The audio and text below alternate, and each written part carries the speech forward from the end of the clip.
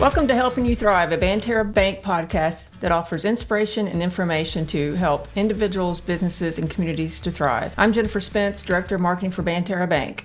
And I'm Ben Craft, Commercial Officer at Banterra Bank and also a co-host. This is our third podcast of Helping You Thrive, something we launched as part of Banterra's 50th anniversary celebration, and we plan on providing a podcast each month. Today we are speaking with Shane Carsrud. Thank you for being here. He is our Senior Banking Officer at Banterra Bank, and Shane has a vast amount of banking experience and lending specifically, and he's led a team of growth opportunities also, including Consumer Loan School and Career Track.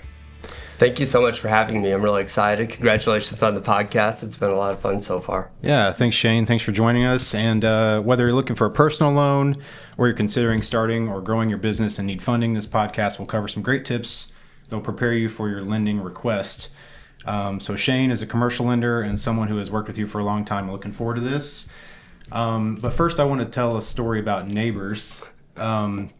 So Shane and I actually lived across the street from each other for a few years and didn't even really know it. So if there's a lesson out there, I think you get to know your neighbors a little bit, but the most I had seen Shane before we started working together was maybe just waving across the street while we shovel snow. But next thing I knew, I was coming in to interview with Banterra, and there sits Shane, and we realized we were neighbors. And I didn't know that. That's funny. Small world. Yeah, that's great. Yeah, so fast forward, almost 10 years, 9.5 years, and I don't know how many hours on the phone, hours spent working together on loans and otherwise. Here we sit, but it's been a journey. It's been a good one, and I guess our neighborly journey was so good that I decided to move away from that house maybe a little too close. Shane, right, I had to move less than a mile away. But anyway, Shane and I spent a lot of time working together over the years. We have so many stories to tell. I'm really looking forward to this, but this should be a good discussion. Hopefully, we're going to get into some lending, maybe the 5 C's of credit, and we'll go from there. So again, Shane, thanks for joining us. Absolutely. Yeah, I told Ben it's great because you guys are both commercial lenders. You have a ton of experience with that, and I'm on the marketing side of things. But I am a customer, so I have personal loans and business loans, and so I think this podcast is going to be super helpful for just the. I think a lot of people may know some of this, but a lot of people don't. So you want to just dive right in? And yeah, I do. So we rolled out a consumer loan school, like you mentioned a couple of minutes ago, to the bank. And the same that we teach our employees is kind of the concepts I want to hit today. And it always starts with the 5 C's of credit. And really that's just like a basic framework of lending and kind of understanding what the bank looks at. But then also I think it's educational for the borrowers to kind of understand, what's being considered when you apply for a loan. And so it starts with character. And character is really, it's your credit history, it's your credit score, it's what's on your public record. It's all those things that are captured in your credit report. And so it's so important to know what's out there about you. And if there's one takeaway that our listeners get today, it's to be familiar with your credit report. Visit annualcreditreport.com. It's the official resource to get a free copy of your credit report. Our Smart Choice checking offers that too, right? It's funny. I just got an email notification today on my Smart Choice that I didn't have any inquiries. Makes it super easy, right? It does. Nothing to worry about this month. But yeah, our Smart Choice offers it, free credit monitoring. But it's so important to know what's on your credit report. It's important to look at it once a year, kind of understand what's going on, understand any inaccuracies, take steps to get those corrected. It's really important to be on top of it. Yeah, that's a great point too, because really sometimes people may not realize just a late payment that maybe they forgot about or whatever. It could be whatever. I mean, those things continue for a while on your credit report, right? 7 years. Yeah, they stay out there for a long time. I think one of the most common questions we get, right, is what affects my credit report? What are some of the things that bankers might look for? What should I look for as I pull my credit report, and what might what can I do to improve them? Yeah, sure. Yeah, and so those timely payments, like you mentioned, Jennifer, that's so important, making sure that you don't have any of those 30-day late payments on your credit. And if you do one, if you have a late payment, getting back on track as soon as possible and not letting it snowball on you is really important. Understanding what your credit score is really important. There's a bigger concept of credit utilization, and if you have credit report or credit cards, Knowing how much you have outstanding on those balances as a proportion to how much you have available is a really important thing to understand. And maybe not have 20 credit cards, because then it shows that capacity, right? That's correct. Yeah. Yes. Yeah. Yeah. So there's a sweet spot for how much of your credit you're using, but it's all really important to review on a regular basis. That's interesting you say that, because on the flip side too, there are I've seen some friends or different examples where they just did not want to have any credit. They would always pay cash or whatever, and then they'd go to try to get a car. So it's a balance. You really need to have some kind of credit going on, even if you don't think you need it. Just right? Absolutely. I might ask dumb questions here. But no, it's the people that haven't had to use credit in a long time, and they own their home free and clear, and they haven't had to borrow for a car. Often don't have a credit score anymore, or maybe a lower credit score than they should have. So there's definitely a sweet spot of having some installment loans out there, having some revolving debt out there, right. But managing it really, really well, and not having more than is necessary. I think age of accounts is another factor, right? The longer history you have, or if you have a credit card that you've had for a long time, that definitely can help with that capacity, with that utilization. So, some people ask if, I've got this credit card out there that I haven't used in a long time, should I just go ahead and close it? In some cases, maybe, but in other cases, maybe not, because that age can help you, right? That's right.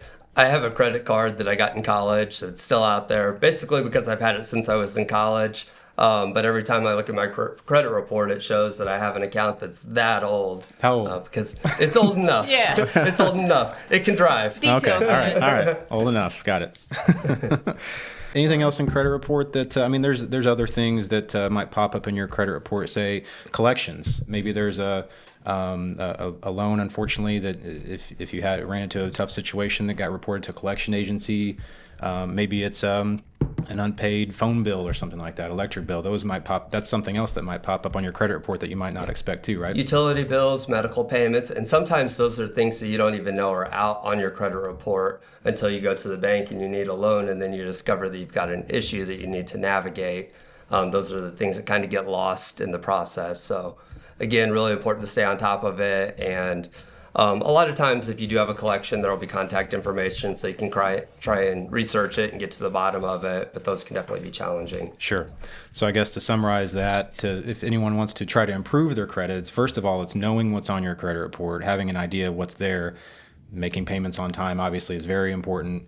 Not utilizing, if you can help it, all the capacity that you have. But still using it enough to show that there's history, age of accounts, and then maybe addressing any oddball things. Anything else I'm missing, or does that kind of cover it? I think that's pretty good. That's a really good starting point. All right, good. So the next C is capacity, and that's your ability to generate income to cover your existing financial obligations.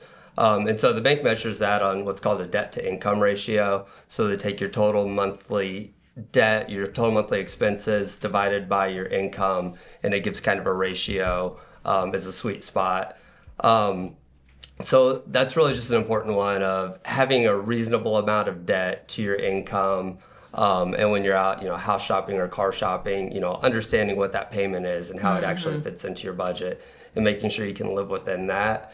And I think an area that we sometimes see issues with this is maybe if a parent tries to help a child, or you co-sign with somebody else to help them get, student loans or a car or a house or something like that, you're actually adding to your debt to income or your personal debt load, even though you're not the person actually making that payment.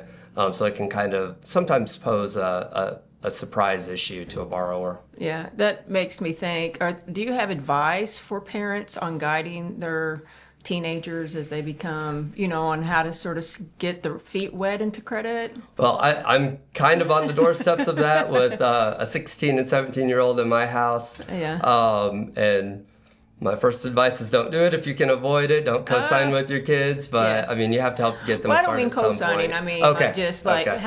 how early should you start establishing credit? What can they do or should do? I think teaching financial literacy starts extremely young, but it's so important. Mm-hmm. Well, I think of, when I was in high school and into college, my parents helped me open up a credit card in my name. And with that came some advice and some controls and some counsel, like, hey, we're going to open up this credit card for the purpose of establishing credit. They explained to me what that meant. And the rule for mine was I'm only going to put gas on it. I'm going to buy my gas with it each month. I'm going to pay it off each month. I'm not going to carry a balance and accrue interest. And the limit on it was very low. And I think that might be a good way for some folks to start establishing credit if you can, because credit cards can be a great tool to help establish credit. Some of them have reward points. They can also, if not managed properly, if not managed responsibly, they can get away from you and get out of control, right? Absolutely. Yeah, and we offer a variety of credit cards and, that are specific to some of those type of needs too. So it's something to take a look at. Sure. Absolutely. And speaking of debt to income, so from the bank's perspective, the bank is going to look at basically, if you're applying for a loan, we want to see that there's ability to repay the loan that you're taking out. And we do that by analyzing your income. There might be collection of financials in the form of, pay stubs or tax returns or something along those lines. And at the end of the day, we want to see the income as it relates to the current debts you have and adding any more debt, I guess is a good way to summarize it. That's absolutely right. And I think, there's steps that you can take, if your ratios aren't where you need to be or you're not able to qualify for the loan that you have today. A lot of times your banker will help you with the strategy to move forward, and sometimes it's just, if there's insufficient income, if there's opportunity for additional income, that's obviously a starting point. Reducing debt, if there's loans out that can be paid down or if there's anything that can be done about that, reducing debt is always helpful. But then also just maintaining that good repayment history is critical.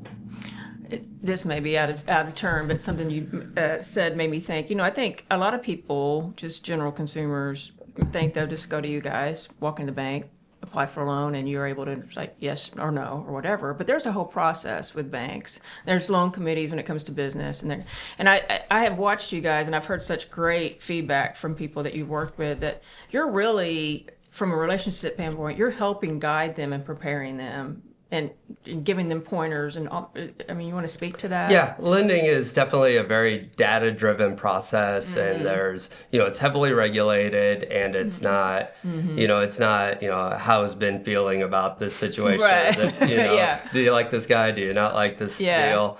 But there's a lot of factors, and really, as we're talking about these 5 C's, we're really understanding, how well the borrower fits into the bank's guidelines, how well it fits into the bank's risk profile, and how smart of a opportunity that loan is for that borrower. Are we equipping them to succeed or to fail? And so we're really, as we're going through that, we're looking for any red flags, what we call exceptions, which are, exceptions to these policies or these guidelines.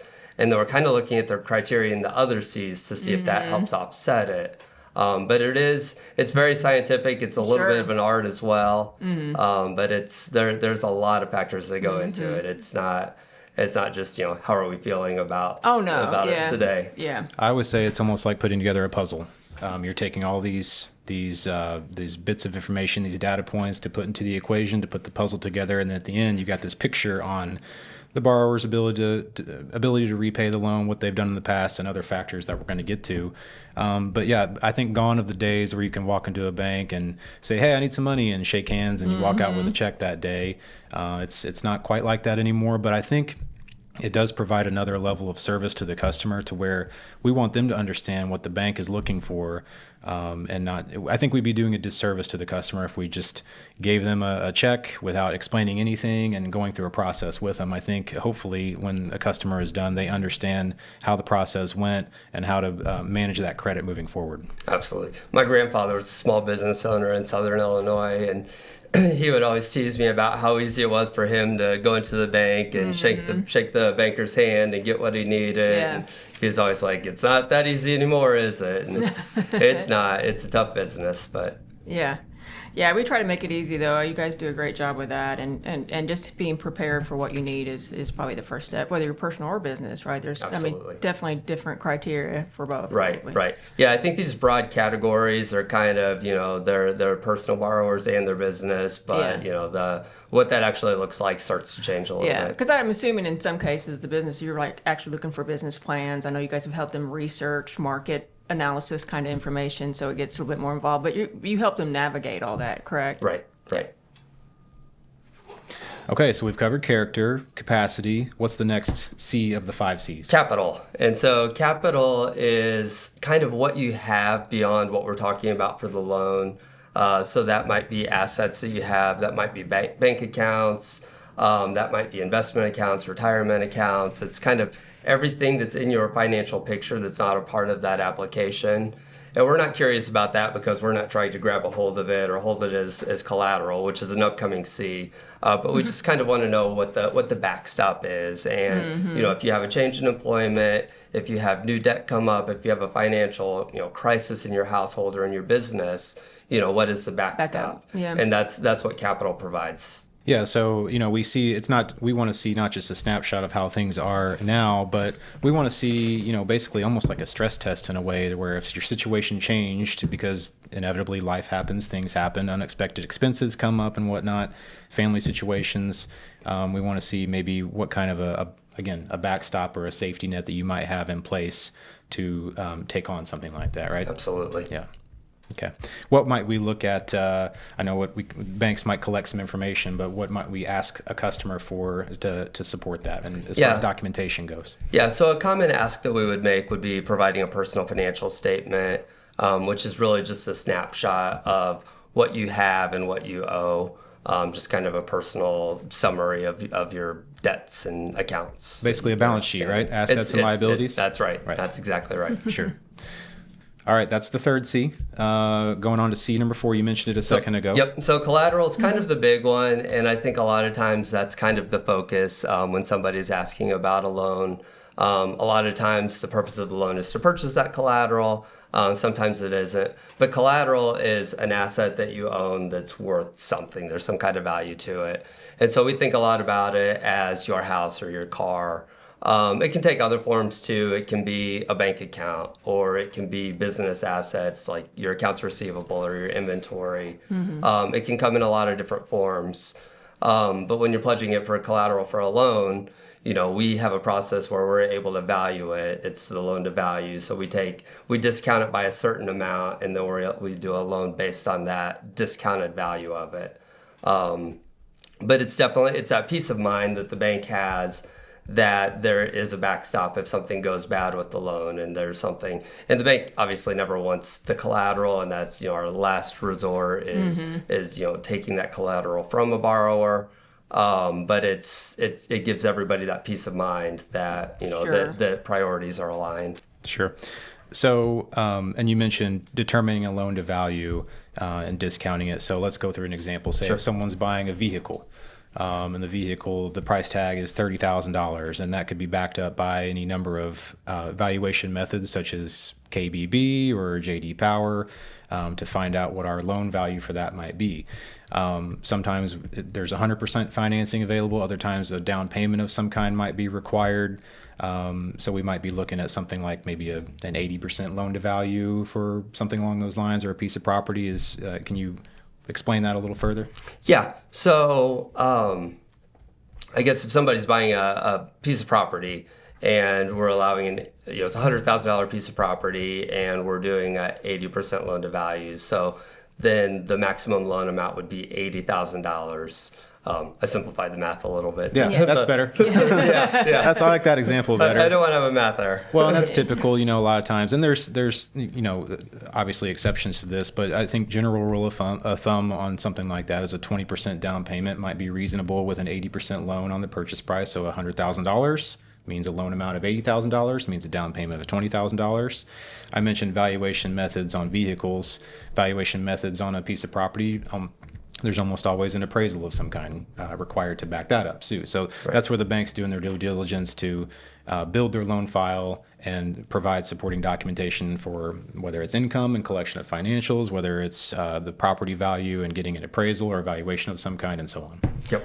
There's a range of listeners probably right now that totally are with you on that, and there's some of them it gets overwhelmed, and they're like, I don't think I'm too intimidated to go in there and ask for a loan. And I just sort of think about the economy and challenges right now, and the credit card rate, how easy some people can get in a bind on that. So let's say a customer has like $20,000 in credit card debt or something.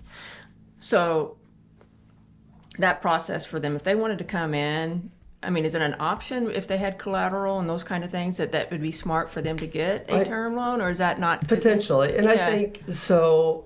I think one of the biggest takeaways that we should have today is building a relationship with a banker. Yeah. And it's like, it's knowing that person in your community bank and knowing that you can sit down and talk to them and, kind of explain your situation to them, and they will help you through the process. I think that as consumers, we think that we need to walk in and, like placing an order at a restaurant, we need to say exactly what we want and what it should look like.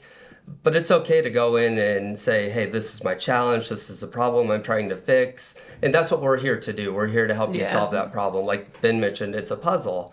So we're here to help you put that puzzle together and solve it for you. I think that's a great point, too, because I think it can be intimidating, and you almost maybe in some cases may not want to be completely honest. Maybe it's embarrassing, or maybe whatever the situation is. But really, there's no judgment when you're coming in. You guys, I mean, our lending support team is there to help you. I mean, everybody gets in, and sometimes it's just great opportunities. It's not a challenge. But I think just having that relationship to where this is what's going on, everything. What's the best scenario for me, right? That's right.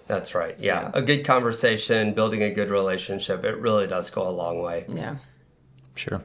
Well, I think that brings us to our final C of the 5 C's. We've done character, capacity, capital, collateral, and the final C, Shane. That's conditions. And so conditions is kind of the catch-all basket. So it's understanding what the purpose of the loan is. It's understanding economic conditions. You mentioned some uncertainty. It's the pricing, the rate environment, which can have a big impact on a borrower's ability to repay a loan if we're in a high rate environment versus a low rate environment.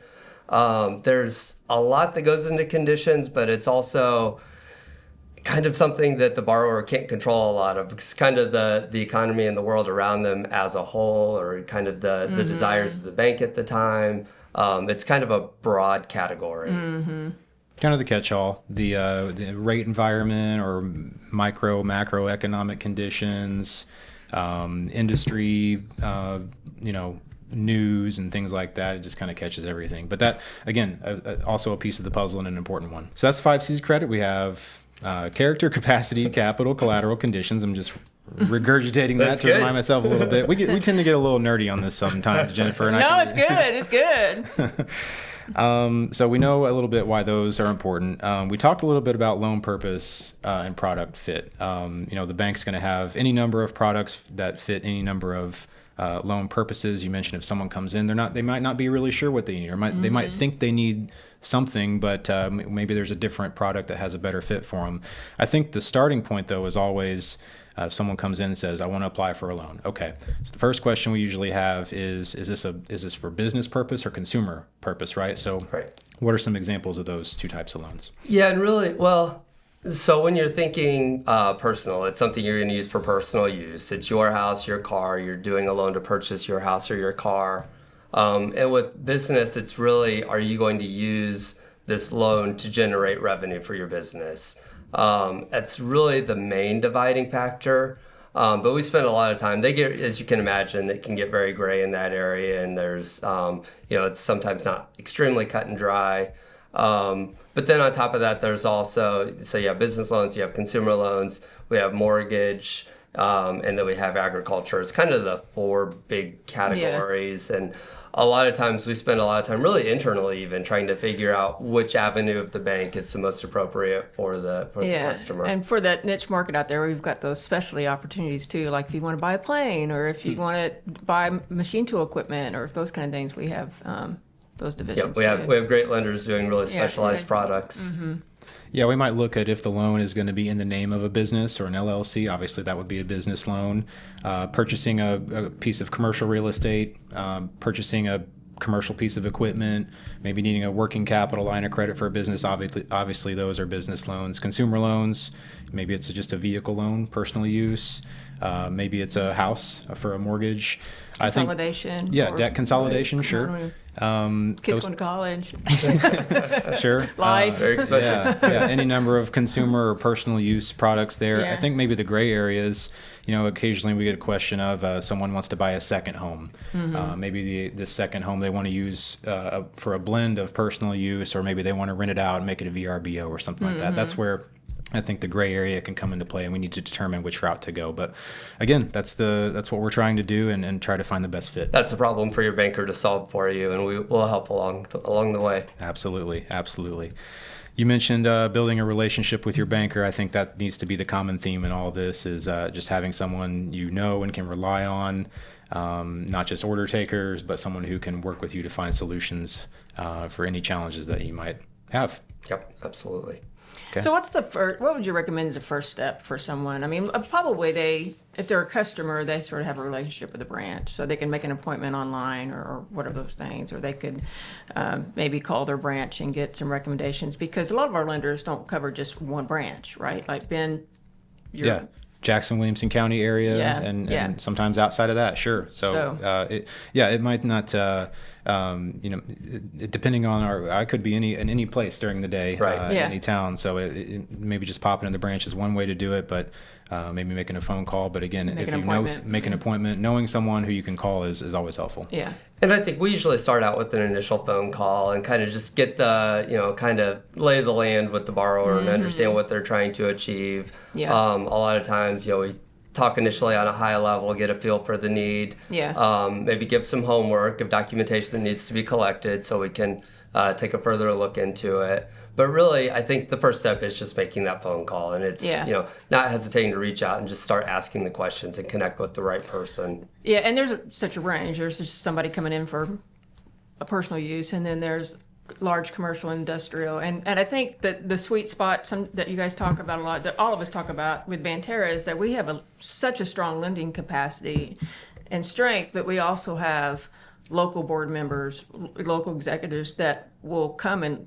look at the business when considering. You want to speak to that, or any kind of process that you guys have done on commercial requests that get to know the business? So our big requests, I mean, we'll send out our executive team to meet the business owners, get a feel for what the request is. Well, yeah, and I think I could speak on that a little bit. I think I draw back from when we sat down here with Jeff May, and a lot of times on a big commercial request, there's a site visit involved in it. And I've been with Jeff and Shane and others on visiting the business. And I think one of the most fun parts about our jobs is when we get to go visit the business in their place of business. They walk us around, they give us a tour.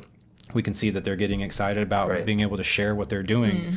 But that's something we can offer here as a local bank, and we're getting local people to go actually put boots on the ground and learn about the business as we go. Yeah, and our small business owners, they're also proud of their business. They love to show them off to local bankers and our leadership teams. It's really a neat thing to experience. And I know over the years, I mean, just when I talked with Everett when we first did our podcast too, it's just how that small business, Banterra's really watched them grow and, and navigate and really become a true partner on helping them. Like, you might want to consider this, or you might want to wait to ask for that loan after you get this, or, whatever advice you've had. Right. So I applaud you guys for doing that. It's got to be rewarding. Yep, we want to see our customers thrive as much as we can, and work with them to do that. So Shane, you mentioned your title is us bankers. We love our titles. So your title now is Senior Banking Officer. Can you explain to us a little bit about what you're doing now? Sure. So I took a new role about a week and a half ago. Yeah. And I've been in banking my entire career. Always very customer facing, retail positions, lending. So now I'm working closely with all of our markets, helping review our product offering and make sure that we have the right things for our customers, from a pricing perspective, making sure we have the correct products in place, really helping remove any obstacles, whatever's preventing us from growing relationships with our customers and continuing to grow the bank. That's great. I think I'll be able to have a big impact in. So really excited for the new challenge. Yeah, and that's exciting too, because you were senior banker for Central Region. Right. And not that the listeners want to get into the details, but we have different regions, and Central Region for us was Southern Illinois and Paducah, Kentucky. But now, I mean, we're in 6 states. We're everything from Salt Lake City and Scottsdale to, where we started Ridgeway and Vienna and all those kind of things. And so that's pretty exciting. About 40 locations. It is. And you've got a lot on your plate. And I think all the customers in all the different markets have different needs. And, Yes. I think I'm excited to see us continue to develop and grow to meet all those needs. Yeah. Yeah, very exciting. Excited for you, Shane, and super thankful for like I said, we've spent almost 10 years working together. Shane's been so helpful to me in helping me grow and learn banking, learn lending. So before we got done here, I wanted to make sure I expressed that appreciation and said thank you. So, Thank you. I'm going to throw out a little marketing thing too that I should have said earlier is that, if you want to just get a general idea too, we have a whole Meet the Lenders page on Banterra.bank so you can see pictures and what markets they cover and all that kind of stuff. So, all right, let's get to know Shane a little more. That sounds good. Let's have a little fun. If you want, you've listened to our other couple episodes, you knew this was coming, Shane. So if you know Shane, that you know that he likes to travel. He likes to go camping. That's something that's been a big part of your life for a while now. Have you visited all 50 states? We marked off our 50th state with our kids last summer. what was the last state? I forgot. It was Hawaii. Oh, well, yeah. Tough that's one a to get good to. one. It was Hawaii. Yeah. It was an amazing experience. We're amazingly blessed to have been able to travel so much with our kids and have some really, really neat adventures along the way. And visiting these states, you've done a lot of camping, a lot of visiting national parks, state parks, things like that. Do you have any of your favorites that come to mind or most memorable stories? So I'm probably bad about putting some preference on my most recent trip. We just got back from Utah. Spent a week in Arches, Canyonlands, and Capitol Reef. Oh, wow. And it's absolutely beautiful. It was an amazing experience. We had so much fun out there. Just beautiful, great. beautiful place. Yeah, that's great. Something else about Shane, he's a runner. We've ran in the river-to-river relay together, some faster than others, and meaning Shane faster than I. Shane, let me ask you this, put you on the spot. It's April 1st today. How many days this year have you gone on a run? All of them. Seriously? Seriously. Oh, my gosh, I feel so lazy. I decided late in December to start a running streak, and I ran through the ice storms. I was just getting ready to say ice storm. Yeah. I might run to the car. Rain, Shane's like the post office. Rain, sleet, That's snow, he's amazing. out there running. That says so much, Shane. Yeah. Wow. It's the discipline of it. That's why I keep saying. Another thing, Shane, we ask a lot of our guests, what are you into? That can mean book, TV show, movie, podcast. Now, another thing with that is Shane and I, over the years, I would say we have almost an informal book club. I think we're usually... I would agree with that. Yeah, sharing... Oh, wow, I want to know. And by that, I just mean I usually let Shane know what I'm reading at the time, or he might talk to me about what he's reading. We make recommendations to each other. Any interesting books lately or anything else, Shane, that you're into? Yeah, so I just finished reading Titan, which is a Ron Chernow book. It was, I think, 823 pages. Wow. Say that means it's long, if that's the author, yeah. It was a bear of a book. John Rockefeller, his story. It was an amazing wow. book. Really, really good. Highly recommend, but it was a beast of a book to get through. Now, do you do audiobooks or? I do. I do audio. I do physical. Yeah. Sometimes I like to mix it. Yeah. Yeah. And that's the same author who wrote the Hamilton book, right? Which the musical Hamilton was based on. That's right? correct. Yeah. And really good author. Yeah. Very cool. Very cool. Another thing you mentioned, I want to get on this a little bit. Your grandpa was a small business owner locally. Can you share a little bit of that story, if you don't mind? Sure. Yeah. So when my dad was young, they had the opportunity to open a McDonald's franchise in Southern Illinois. So they were awarded the franchise. So he moved his family down, family of 3 children.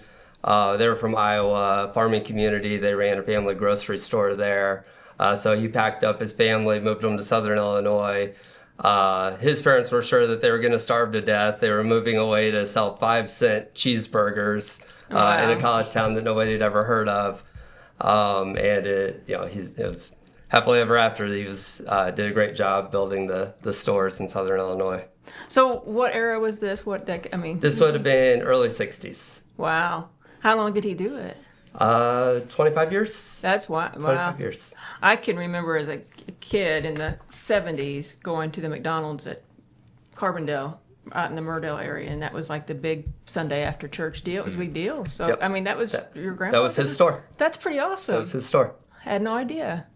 Very cool. Yeah. Very cool. Okay. Well, Shane, thanks again for joining us today. This was a lot of fun. Hopefully our listeners could take away a couple things about the 5 C's of credit or about lending. So really appreciate your time today. Absolutely. Thank you so much for having me. To our listeners, don't forget to subscribe to Helping You Thrive on your favorite podcast platform or watch the video on Banterra's YouTube channel. Also, please tell others about our podcast by sharing on your social media or leaving us a review. Follow Banterra Bank's social media for various insights, including 50th anniversary promotions and this podcast. Today, our podcast was recorded at the Ethos building on the square in Marion and produced by Union Street Arts and Banterra's marketing department. You can find more information on Banterra at our website, banterra.bank. Thanks for joining us today. Banterra Bank, member FDIC.